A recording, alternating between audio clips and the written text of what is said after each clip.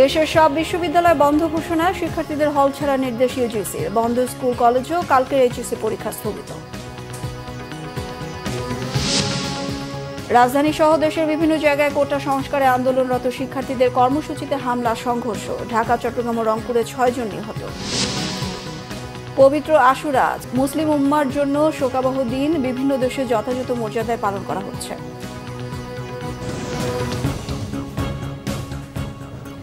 সংবাদ শিরোনাম দেখছিলেন, এবার বিস্তারিত। দেশের সব সরকারি বেসরকারি বিশ্ববিদ্যালয়ের শিক্ষা কার্যক্রম বন্ধ ঘোষণা করেছে বিশ্ববিদ্যালয় মঞ্জুরি কমিশন ইউজিসি। সব স্কুল, কলেজ, মাদ্রাসা ও পলিটেকনিক ইনস্টিটিউট বন্ধ ঘোষণা করেছে শিক্ষা মন্ত্রণালয়। এছাড়া চলমান এইচএসসি ও সমমানের কালকের পরীক্ষাটি স্থগিত করেছে আন্তঃশিক্ষা বোর্ড সমন্বয় কমিটি।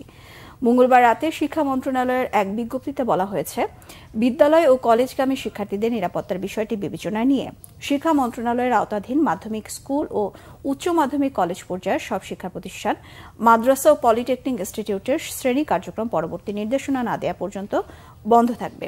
এদিকে বন্ধ ঘোষণা করা হয়েছে জাতীয় বিশ্ববিদ্যালয়ের অধিভুক্ত সকল শিক্ষা প্রতিষ্ঠান। অন্যদিকে সব বিশ্ববিদ্যালয়ের শিক্ষা কার্যক্রম বন্ধ করেছে বাংলাদেশ বিশ্ববিদ্যালয় মঞ্জুরি কমিশন ইউজিসি।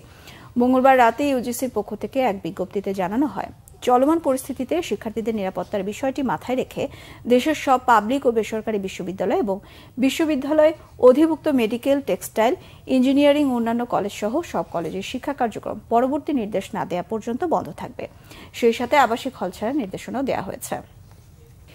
এদিকে রাজধানীতেও গতকাল শিক্ষার্থীদের সঙ্গে ছাত্রলীগ কর্মীদের সংঘর্ষে 2 জন নিহত হয়েছে। সায়েন্স ল্যাব মোড়ে এই সংঘর্ষে 2 জন নিহতের পাশাপাশি আহত হয়েছেন বেশ কয়েকজন। সংঘর্ষ হয়েছে মহাখালী, চাংখারপুল সহ রাজধানীর আরও কয়েকটি জায়গায়। আজ দুপুরে গায়েবানা জানাজা ও কফিন নিয়ে মিছিলের কর্মসূচি দিয়েছে বৈষম্য বিরোধী ছাত্র আন্দোলন। সাধারণ শিক্ষার্থীদের উপর হামলার প্রতিবাদে মঙ্গলবারও উত্তাল রাজধানীর রাজপথ। দুপুর 12টার পর সায়েন্স ল্যাব এলাকায় সড়ক অবরোধ করে কোটা সংস্কারের দাবিতে আন্দোলনরত শিক্ষার্থীরা দুপুর 1টার দিকে ঢাকা কলেজ থেকে বেরিয়ে আন্দোলনরতদের উপর হামলা চালায় ছাত্রলীগ। শুরু হয় দুই পক্ষের মধ্যে সংঘর্ষ। দুই পক্ষের ধাওয়া পাল্টা ধাওয়ায় বেশ কয়েকজন শিক্ষার্থী আহত হন। অন্যায়ের কাছে মাথা নত না করার হুঁশিয়ারি সাধারণ শিক্ষার্থীদের। ক্ষোভ জানায় আইনশৃঙ্খলা রক্ষাকারী বাহিনীর ভূমিকা নিয়েও। আমরা স্টুডেন্ট, আমাদের জীবন ঝুঁকিতে, আমরা মেধা দিয়ে করব, আমরা কেন কোটা দিয়ে করব? কোটা রাখুক, আমরা তো না করি নাই, অল্প রাখুক, এটা কোনো কথা? ধাওয়া পাল্টা ধাওয়ার সময় কয়েকটি ককটেল বিস্ফোরণের ঘটনা ঘটে। আতঙ্কে বন্ধ হয়ে যায় রাস্তায় যান চলাচল। দুর্ভোগে পড়েন যাত্রীরা। তারা ককটেল নিক্ষেপ করতেছে, তখন কিচ্ছু বলতেছে না, পুলিশ একবারে চুপ। তারা এখান থেকে চলে গেছে, লিটারালি তারা এখান থেকে চলে গেছে।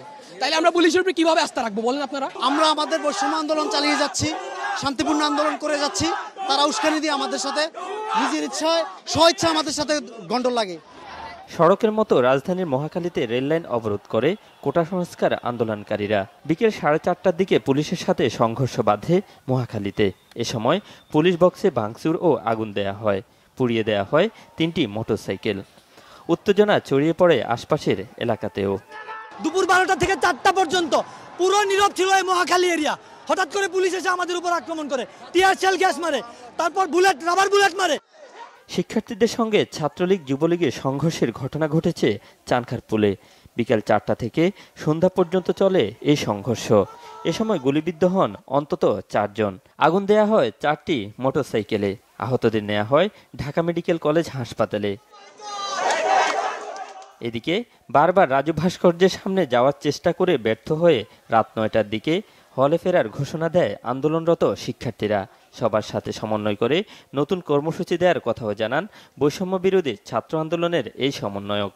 যৌক্তিক আন্দোলনে আমরা দেখেছি ছাত্রলীগের যেভাবে মধ্যযুগীয় বর্বর কায়দায় নির্যাতন চালিয়েছে, টোকায় এনে বহিরাগত এনে, এবং আমরা দেখেছি যে যারা যুবলীগের রয়েছে, আমরা এটাতে শঙ্কিত। আইনশৃঙ্খলা পরিস্থিতি নিয়ন্ত্রণে রাজধানীতে মোতায়েন করা হয় বিজিবি। শুভ মাহফুজ, বাংলা ভিশন, ঢাকা। মধ্যরাতে বিএনপির নয়াপল্টনের কেন্দ্রীয় কার্যালয়ে অভিযান চালিয়ে ছাত্রদলের 7 জনকে গ্রেফতার করেছে পুলিশ। এ সময় সেখান থেকে শতাধিক ককটেল, ৫-৬ বোতল পেট্রোল, ৫ শতাধিক লাঠিসোঁটা, ৭টি দেশি বিদেশি অস্ত্রসহ অস্ত্র উদ্ধার করা হয়েছে বলে দাবি করেছে পুলিশ। রাত 12:30টার দিকে নাইটিঙ্গেল মোড়ে কয়েকটি ককটেল বিস্ফোরণের ঘটনা ঘটে। এরপরে গোয়েন্দা পুলিশ বিএনপির কেন্দ্রীয় কার্যালয়ে প্রবেশ করে। অভিযান শেষে ডিবি প্রধান হারুনুর রশিদ বলেন, কোটা বিরোধী রাজনীতি ঘিরে যারা অপরাজনীতি করছে, অর্থ দিয়ে সহায়তার পাশাপাশি গুজব ছড়াচ্ছে, তাদের নাম ও নম্বর শনাক্ত করা গেছে। শিগগিরই তাদের গ্রেফতার করা হবে বলে জানান তিনি।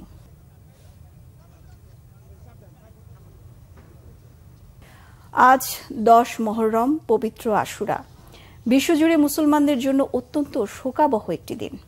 যথাযোগ্য ধর্মীয় মর্যাদা ও ভাব গাম্ভীর্যপূর্ণ পরিবেশে নানা কর্মসূচির মধ্য দিয়ে দিনটি পালিত হচ্ছে। হিজরি বর্ষের প্রথম মাস মুহররমের 10 তারিখ পবিত্র আশুরা হিসেবে পালিত হয়ে আসছে। মহান আল্লাহর রহমত ও ক্ষমা পাওয়ার আশায় ধর্মপ্রাণ মুসলমানরা নফল রোজা, নামাজ, দান, খয়রাত ও জিকির আসকারের মধ্য দিয়ে দিনটি পালন করছেন। হিজরি 61 সনের 10 মুহররম সত্য ও ন্যায়ের পক্ষে যুদ্ধ করতে গিয়ে মহানবী হযরত মুহাম্মদ সাল্লাল্লাহু আলাইহি ওয়াসাল্লামের দৌহিত্র হযরত ইমাম হোসেন রাদিয়াল্লাহু আনহুর এবং তার পরিবারের সদস্যরা কারবালার প্রান্তরে ফোরাত নদীর তীরে নির্মমভাবে শহীদ হন। কারবালার এই শোকাবহ ঘটনা অন্যায় ও অত্যাচারের বিরুদ্ধে সোচ্চার হতে অনুপ্রেরণা যোগায়। শিয়া সম্প্রদায় তাজিয়া মিছিল সহ বিভিন্ন কর্মসূচির মধ্য দিয়ে দিনটি পালন করছেন। পবিত্র আশুরা উপলক্ষে আলাদা আলাদা বাণী দিয়েছেন রাষ্ট্রপতি ও প্রধানমন্ত্রী। এই ছিল এখনকার মতো। পরের সংবাদ বেলা 11টায়। এছাড়া বাংলাদেশের সংবাদ ও সংবাদ সংশ্লিষ্ট অনুষ্ঠান দেখতে ভিজিট করুন www.bbnews24.com ও facebook.com/bangladeshinews। সাবস্ক্রাইব করুন youtube.com/bangladeshinews। সঙ্গে থাকায় ধন্যবাদ সবাইকে।